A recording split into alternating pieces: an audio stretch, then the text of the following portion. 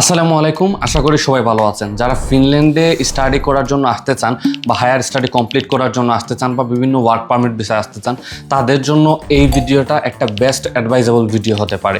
এই ভিডিওটিতে আমি আপনাদের সাথে কথা বলবো কী কারণে 2026 সালে বাংলাদেশি স্টুডেন্টদের জন্য ফিনল্যান্ড আসার শেষ সুযোগ হতে পারে। এইটা নিয়ে ইতিমধ্যে কিন্তু যারা স্টুডেন্ট কনসালটেন্ট আছে এবং বিভিন্ন অভিজ্ঞ যারা আছেন, তারা কিন্তু তাদের বিভিন্ন মতামত সোশ্যাল মিডিয়াতে শেয়ার করতেছেন। আমরা অলরেডি হয়তো অনেকেই জানি, অনেকেই অবগত, কিংবা অনেকেই টেন্সড, অনেকেই রিসেন্টলি এইচএসসি কমপ্লিট করেছি, আবার অনেকে প্ল্যান করতেছি যে সামনের এইচএসসি কমপ্লিট করে আমি ফিনল্যান্ডে পাড়ি জমাবো আমার ফ্যামিলি নিয়ে।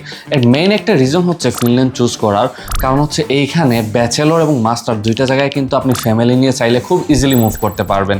আর এর জন্যই কিন্তু অধিকাংশ বাংলাদেশিরা সিলেক্ট করে থাকে ফিনল্যান্ডকে তাদের ফার্স্ট প্রায়োরিটি হিসাবে। এখন কথা হচ্ছে 2026 সালে ফিনল্যান্ডই কেন শেষ সুযোগ হবে? কারণ রিসেন্টলি দেখেন আপনি 2022-23 সালে ইউএসএ কতটা ভিসা আমাদেরকে প্রোভাইড করেছে স্টুডেন্ট ক্যাটাগরিতে।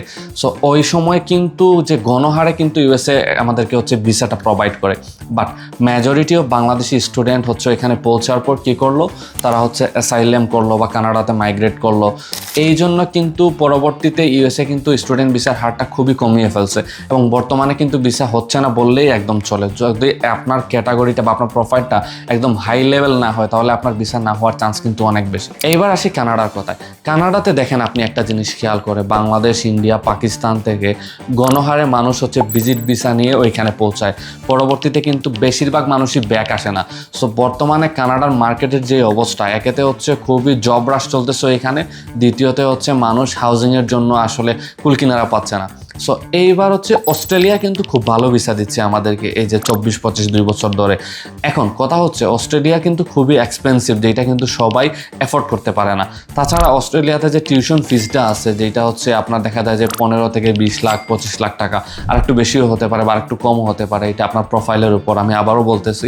সো ওইটা আপনাকে কিন্তু আগেই পে করতে হয় ভিসার আগে। সো সেম কাজটা ফিনল্যান্ডেও করতে হয়, বাট ওইখানে তুলনামূলক কম। সো যার জন্য কিন্তু অনেকে আপনার অস্ট্রেলিয়াটা চুজ করে না। আবার অস্ট্রেলিয়া বলেন, কানাডা বলেন, ইউএসএ বলেন, 2-3 জায়গাতে কিন্তু আপনার ব্যাচেলরে কিন্তু ডিরেক্টলি স্পাউস নিয়ে যাওয়া যায় না, এটা কিন্তু একটু টাফ। আর কানাডা এবং অস্ট্রেলিয়া দুইটাতে তো যাওয়া যায় না, ইউএসএতে যাওয়া যায় বাট একটু টাফ। সো একবার চিন্তা করেন আমাদের পরিস্থিতিটা কোন জায়গায় গিয়ে দাঁড়াচ্ছে দেশের বাইরে। পরবর্তীতে আবার আমাদের নেক্সট জেনারেশন যারা আসতেছে বা আমরাই যারা হচ্ছে ট্রাই করতেছি দেশের বাইরে মুভ করার, তাদের জন্য কতটুকু হার্ড হতে পারে পরবর্তী দিনগুলোতে একবার চিন্তা করে দেখেন। শুধুমাত্র কিছু অসৎ বা হচ্ছে আসলে এটাকে অসৎ বলা যায় না, এটা আমাদের আসলে একটা দায়িত্ববোধের জায়গা থেকে, আমাদের একটা কনসার্নের জায়গা থেকে কাজটা করা হচ্ছে। কেউ ইচ্ছা করে আসলে এটা করতেছে না, বাট এইটাই আমাদের জন্য দিন শেষে বিপজ্জনক হয়ে দাঁড়াচ্ছে। এবার চলুন কথা বলি কেন ফিনল্যান্ড 2026 সালেই শেষ সুযোগ বাংলাদেশি স্টুডেন্টদের জন্য। প্রথমত, এই বছর পর্যন্ত কিন্তু ফিনল্যান্ডে অ্যাপ্লিকেশন করতে কোনো ধরনের ফির প্রয়োজন ছিল না 2024 সাল পর্যন্ত।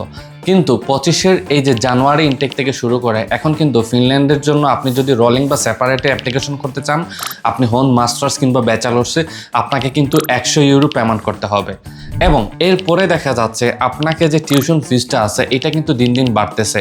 আগে ব্যাচেলরে কিন্তু আপনার 9 থেকে 12 হাজারের মধ্যে হয়ে যেত, এখন ম্যাক্সিমাম ইউনিভার্সিটির টিউশন ফিস কিন্তু 12 হাজার থেকে শুরু হয়, যদি আপনি সায়েন্স কিংবা ওই রিলেটেড কোনো সাবজেক্ট নিয়ে পড়াশোনা করতে চান। তবে দেখা যায় যদি আপনি 210 ইসিটিএসের যদি কোনো প্রোগ্রাম নেন, যেমন বিজনেস অ্যাডমিনিস্ট্রেটর বা নার্সিং, তাহলে কিন্তু আপনাকে তুলনামূলক একটু কম টিউশন ফিস পে করতে হবে। আবার দেখা যাচ্ছে যে এখন স্পাউস এবং ব্যাচেলরের ক্ষেত্রে একটা বড় অ্যামাউন্টের ক্যাশ হচ্ছে আপনাকে আপনার নিজের সেভিংস অ্যাকাউন্টে ফান্ডস দেখাতে হচ্ছে ব্যাংক স্টেটমেন্ট হিসাবে, যেটা কিন্তু আমাদের বাংলাদেশি স্টুডেন্টদের ক্ষেত্রে খুব একটা পসিবল হয় না। কারণ আমরা বাংলাদেশি যারা স্টুডেন্ট আছে, যারা সবাই ম্যাক্সিমামই হচ্ছে মিডল ক্লাস ফ্যামিলি থেকে বিলং করি, সেই ক্ষেত্রে দেখা যায় যে এতটা ক্যাশ নিয়ে আমরা কেউ বসে থাকি না যে এতটা ক্যাশ আমি এই 25 লাখ 26 লাখ টাকা আমার সেভিংসে, এখান থেকে আমি আরও এক্সট্রা 15 লাখ টাকা টিউশন ফিস পাঠাবো এবং এই টাকা দিয়ে আমি স্টেটমেন্ট রেখে আমি ফিনল্যান্ডে যাব। এরপরে দেখা যাচ্ছে রিসেন্ট লাস্ট 2-1 সেশন থেকে এরকম হচ্ছে যে মেইন অ্যাপ্লিক্যান্ট কিন্তু খুব ইজিলি ডিসিশন পেয়ে ফিনল্যান্ডে চলে যাচ্ছে, কিন্তু সাব অ্যাপ্লিক্যান্ট বা স্পাউসের ক্ষেত্রে বা চিলড্রেনের ক্ষেত্রে ডিসিশনটা আসতে কিন্তু অনেক টাইম লাগতেছে, অনেক ক্ষেত্রে 2 থেকে 3 মাস 4 মাসের মতো লেগে যাচ্ছে। সো এই যে একটা গ্যাপ তৈরি হচ্ছে, এইটা কিন্তু দিন দিন আরও বাড়বে। এই যে 26-এর হচ্ছে জানুয়ারি সেশনের টাইমটা বাড়বে এবং সেপ্টেম্বর সেশনে কিন্তু এটা টাইম আরও বাড়তে পারে। সো এই জন্যই বলতেছিলাম যে আপনারা যদি ফিনল্যান্ডে পড়াশোনার কথা ভেবে থাকেন, হায়ার স্টাডিজ করার কথা চিন্তা করে থাকেন, তাহলে 2026 সালটাই কিন্তু আপনার জন্য বেস্ট হবে। এরপরে আসলে দিকটা কোন দিকে যাবে আমরা এটা বলতে পারতেছি না। সো আপনি যদি আপনার ফ্যামিলি নিয়ে বাইরে সেটেল হতে চান, তাহলে আমার মনে হয় 2026-এর সেপ্টেম্বর সিজনটা কিন্তু আপনার জন্য একটা বেস্ট চয়েস হতে পারে। আর 2026-এর অ্যাপ্লিকেশন কিন্তু এখনই শুরু হয়ে গেছে।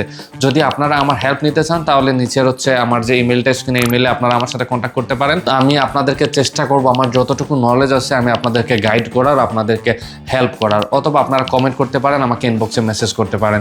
সো ভালো থাকবেন সবাই, আসসালামু আলাইকুম। এই ভিডিওটা এতটুকু পর্যন্তই, দেখা হচ্ছে পরবর্তী কোনো ভিডিওতে ফিনল্যান্ডের কোনো একটা টপিক নিয়ে।